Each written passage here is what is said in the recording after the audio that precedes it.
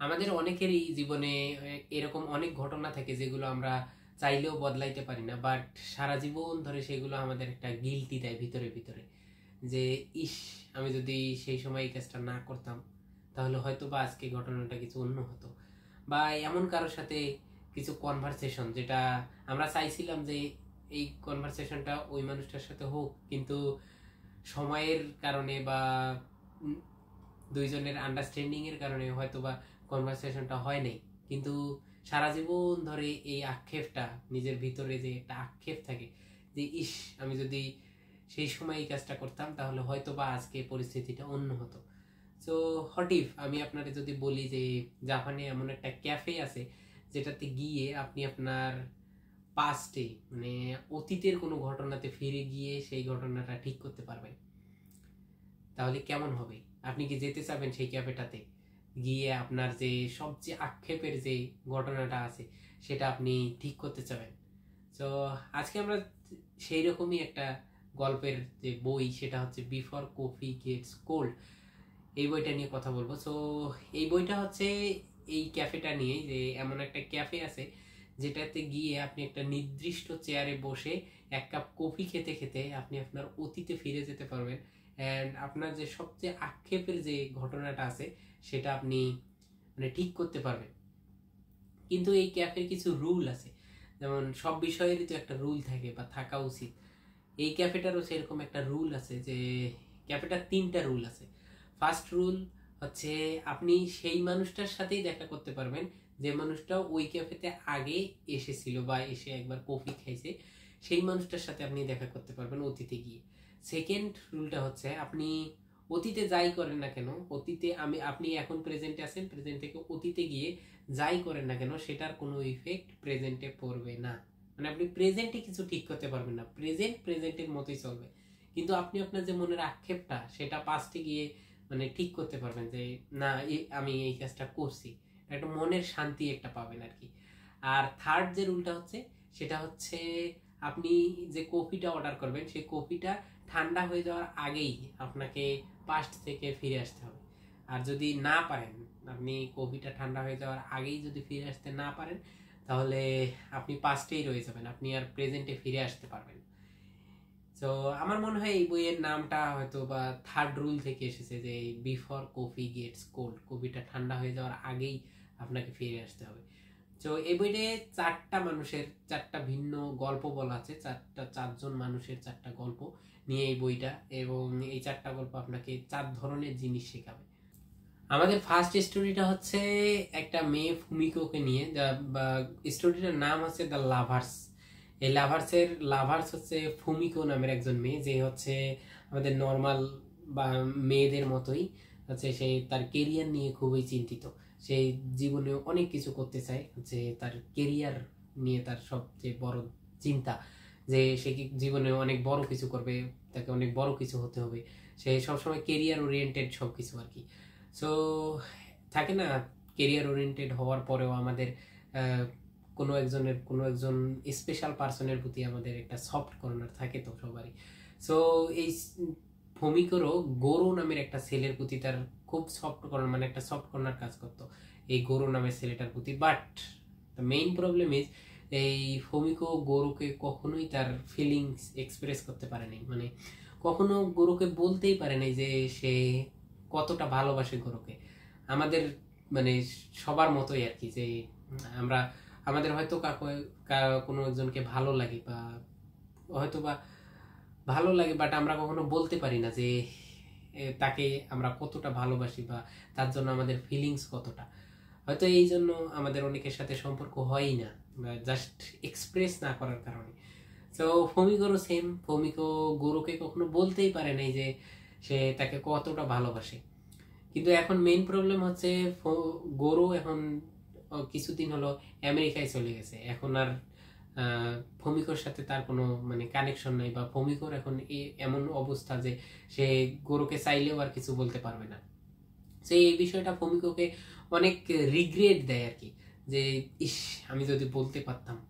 এই বিষয়টা অনেক আক্ষেপ কাজ করে তার ভিতরে, যে ইস, যদি আমি বলতে পারতাম তাহলে হয়তো বা আজকে কাহিনীটা বা আমাদের গল্পটা হয়তো বা অন্য কিছু হতো। সো ফ্রমিকো যখন এই ক্যাফেতে আসে, আমাদের যে ক্যাফে যেখানে আমরা অতীতে ফিরে যেতে পারি, সো সে যখন এই ক্যাফেতে আসে তো সে অতীতে ফিরে যায় এবং সে গরুর সাথে সে দেখা করে, তাদের যে মোমেন্টটা ছিল, তাদের দেখা হওয়ার যে মোমেন্টটা, বা যখন তার এক্সপ্রেস করার সময় ছিল যে সে তাকে কতটা ভালোবাসে, সে এক্সপ্রেস করতে পারতো যে সময়, সে সেই সময়ে ফিরে যায়।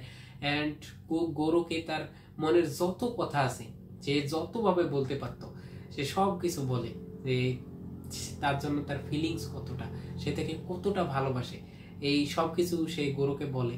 যদিও ফুমিকো জানতো যে এই সব কিছু তার প্রেজেন্টে কোনো চেঞ্জ আনবে না, তার প্রেজেন্ট যেমন আছে তেমনই থাকবে, সে গরুকে কখনোই পাবে না, বাট তাও সে গরুকে সব কিছু বলে যে কতটা ভালোবাসে। তো সে তখন তার মনে হয় যে সবসময় পাস্ট চেঞ্জ করার চেয়ে হচ্ছে জিনিসগুলোকে অ্যাকসেপ্ট করে নেওয়াই হচ্ছে সব থেকে বড় মুক্তি। ধরেন পাস্টকে যেতে দেয়, যেভাবে যেটা গিয়েছে সেটাকে যেতে দাও, যেটা আছে সেটাকে গ্রহণ করো, এটাই হচ্ছে মুক্তি পাওয়ার সব থেকে বড় মূল মন্ত্র আর কি। সো আমাদের সেকেন্ড গল্পটা হচ্ছে একজন হাজবেন্ড অ্যান্ড একজন ওয়াইফের, একজন নর্মাল হাজবেন্ড ওয়াইফের। সো ওয়াইফটা হচ্ছে নার্স অ্যান্ড হাজবেন্ডটার হচ্ছে অ্যালজাইমার রোগ আছে, মানে সে ধীরে ধীরে সবকিছু ভুলে যাইতেছে। পরিস্থিতি এমন জায়গায় গিয়ে পৌঁছেছে যে যে হাজবেন্ড আছে সে ধীরে ধীরে সব কিছু ভুলে গেছে, ইভেন তার স্ত্রী, তার ভালোবাসার যে স্ত্রী, তাকেও সে ভুলতে গিয়ে মানে বলার মতো পর্যায়ে চলে গেছে আর কি।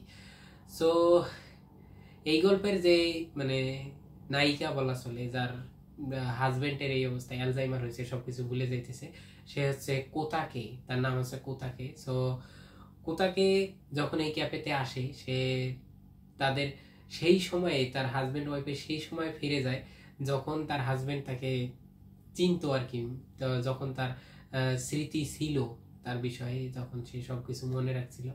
সো তখন তার হাজবেন্ড তাকে একটা চিঠি লিখছিল, যে তার হাজবেন্ড জানতো যে তার এই রোগের কারণে, তার অ্যালজাইমার কারণে একদিন সে সব কিছু ভুলে যাবে, ইভেন তার স্ত্রী কোথাকেও সে ভুলে যাবে। তো তখন সে একটা চিঠি লিখছিল এই বিষয়ে যে সে যদি তাকে ভুলে যায়, এরকম কিছু সে একটা চিঠি লিখছিল, যেটা ওই অতীতে ফিরে গিয়ে তাকে সেটা পড়ে, সেই চিঠিটা পড়ে এবং সে বুঝতে পারে যে না, তার স্বামী যদি তাকে ভুলেও যায়, কিন্তু তার মনে বা তার ব্রেইনের মধ্যে আজীবন তাদের ভালোবাসাটা থেকে যাবে।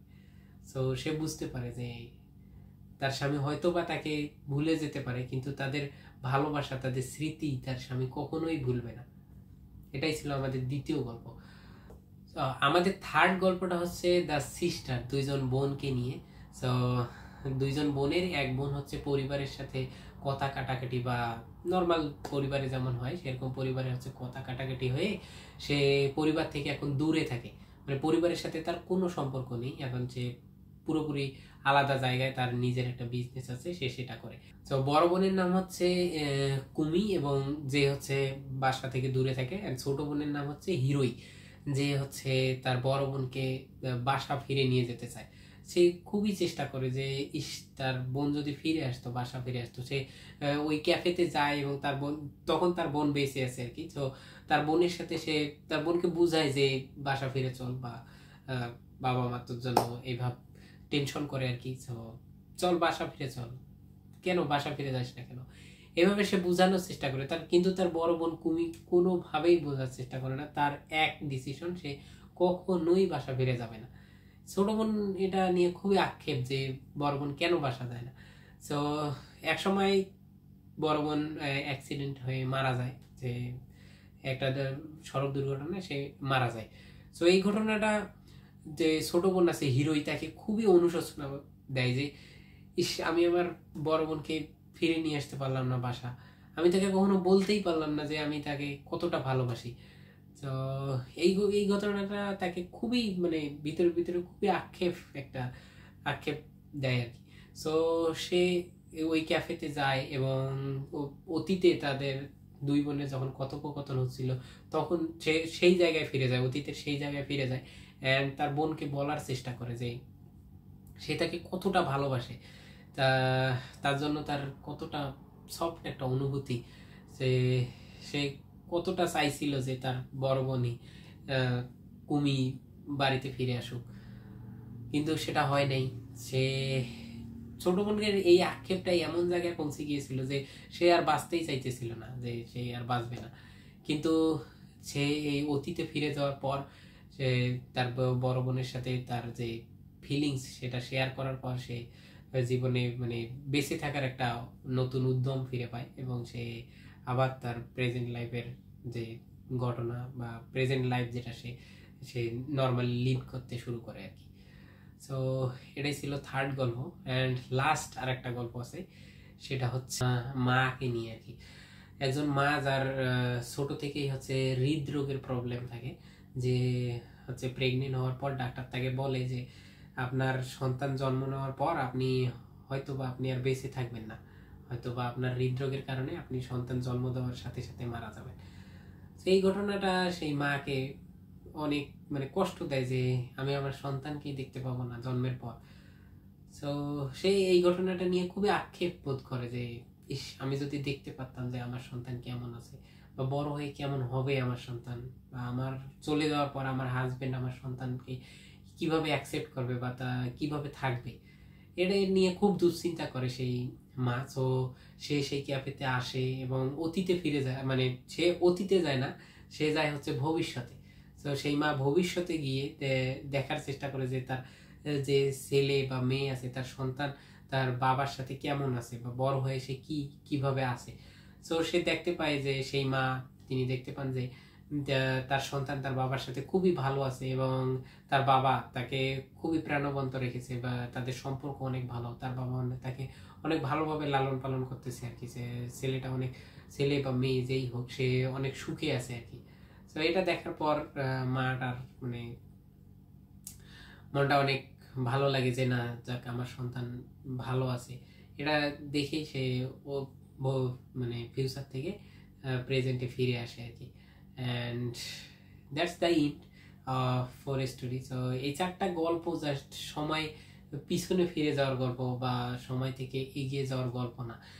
এই গল্প, প্রত্যেকটা গল্প আপনাকে শেখাবে যে অতীতকে অ্যাকসেপ্ট করতে, ও অতীতের যে ঘটনাগুলো আছে সেগুলোকে অ্যাকসেপ্ট করে প্রেজেন্টে যেভাবে চলতেছে সেভাবে এগিয়ে যেতে। অতীত আঁকড়ে ধরে মানে আক্ষেপ করে যা রাখা যাবে না। এই গল্পগুলো আপনাকে এটাই শেখায় যে অতীতে যা ঘটেছে সেটা শেষ, অতীতেই শেষ। সেটার সামনাসামনি হতে হবে। ধরেন আপনার অতীতের এমন ঘটনা আছে যেটার জন্য আপনি আক্ষেপ করে জীবনের মানে মায়া ত্যাগ করতে চাচ্ছেন, এটা করা যাবে না। অতীতের যে ঘটনা আছে সেটাকে যদি আপনার খুব বেশি আক্ষেপ হয়, তাহলে অতীতের ঘটনাটার মুখোমুখি হন, হয়ে ওই ঘটনাটাকে ফেস করে আপনি বর্তমানে এগিয়ে যান। এই প্রত্যেকটা গল্প আপনাকে অতীতকে ভুলে নতুন করে জীবনের নতুন উদ্যমে, নতুন জীবন নতুন উদ্যমে শুরু করার একটা অনুভূতি দিবে আর কি। অ্যান্ড প্রত্যেকটা গল্প থেকে আপনি শিখতে পারবেন যে অতীত যেভাবে আছে তাকে সেভাবেই যেতে দাও, অ্যান্ড বর্তমান যেটা আসতেছে সেটাকে গ্রহণ করো। অ্যান্ড বর্তমানকে ভ্যালু দেওয়া, মানে বর্তমানে আমরা যাতে কাউকে কষ্ট না দেই, বা আমাদের অতীতে যে ঘটনাটা ঘটেছে আমরা যাতে বর্তমানে সেটা আবার মানে কারোর সাথে না করি। সো সেই বিষয়টা খেয়াল রেখে আমাদের আবার মানে প্রেজেন্ট লাইফটা লিড করতে হবে। সো এটাই ছিল এই পুরা বইটার একটা সারমর্ম। If you like the video then don't forget to hit the subscribe button and the bell icon. That's it. Stay tuned for next video. Thank you.